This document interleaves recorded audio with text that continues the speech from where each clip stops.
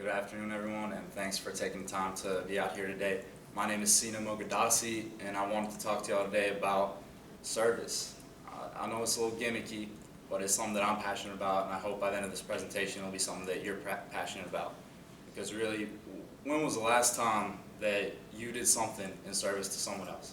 Nico, when was the last time that you did something that was in service to someone else in the past week, month? I don't know. It's hard to think of one right on the top of your head, but it's something that I feel like a lot of us start getting into this routine of what we want to do, how we can move forward, and in that daily grind we forget about how we can help one another, especially your neighbor that didn't grow up with what you had, especially that neighbor that isn't in the same place that you are, isn't able to do what you are. So with that said, I personally have a belief that life revolves around people, and that a life of service is something that will be gratified back to you twofold. With that being said, Habitat for Humanity is an opportunity for y'all to go out and do something in service to others, and that's what I'm here to present to y'all. I want to give y'all an opportunity to talk about home ownership as my first point, the difficulty in currently buying a home, and then the actual effect that has on youth who don't grow up in homes like that. And I'll tie in how Habitat for Humanity plans to change all this. My credibility just comes from the fact that I've researched this topic and that I've spent time with this organization, volunteering with them and working with these people.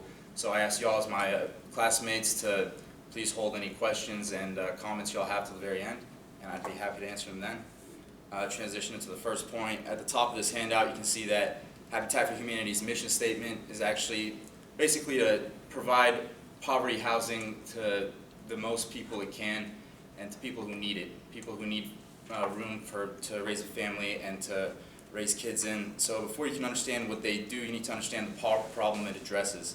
According to the National Housing Institution, home ownership is America's greatest source of wealth and asset appreciation, meaning that not only do you have a place to live in, but you have something, a revenue of wealth to build yourself on.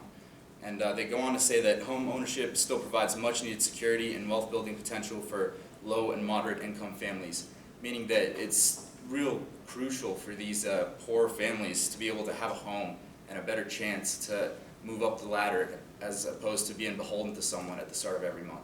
So it's now that you understand the importance of home ownership, I'll move into how it's become so difficult to own a home and become a homeowner. So the Federal Reserve Bank of New York did a study to try and account for the decrease in home ownership, and they conducted that the renters' attitudes towards home ownership and while they're still renting, and they displayed those results in that graph you see before you. The top answers, surprisingly, weren't about the benefits or conveniences of being a renter, but they were actually about how they just don't have the money, the revenue of money, or they don't have the credit to become a homeowner. And what that tells me is that they recognize and they want to experience the benefits of owning a home, but they just don't have the relative purchasing power as previous generations had at their age, or then it brings us to the consequences of what all that means in the current state for youth.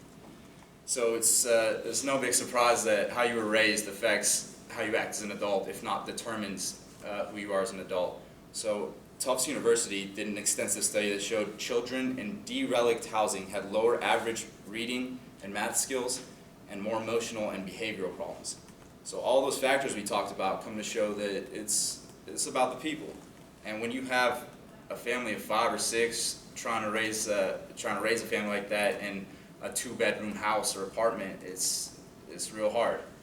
And you realize that Habitat for Humanity gives these families who have suffered hardship or have been caught in the downward spiral that is paycheck to paycheck, it gives them an opportunity, just a chance to kind of climb out of that, and it gives them hope.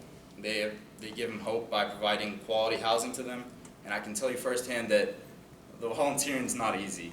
It's a lot of manual labor. It's 4, 5, 6 hours of moving stuff around. It's moving crates around. It's hammering down nails if you're not moving stuff around. So it's not easy work, but it's rewarding. It's gratifying, and in the general scheme of things, it's all that little stuff that comes together that makes a difference in someone's life and a family's life. So in conclusion, now that you know how owning a house, how important it is to build an asset and a revenue of wealth to get out of poverty, how important that is in affecting the youth that grow up in that, and the climate that's kind of made it difficult to do so. I hope that y'all will go out and not be in service to me, but be in service to those families that need it. Habitat for Humanity envisions a future where, through collective support, everyone who needs and deserves a home to raise their families are allowed the chance.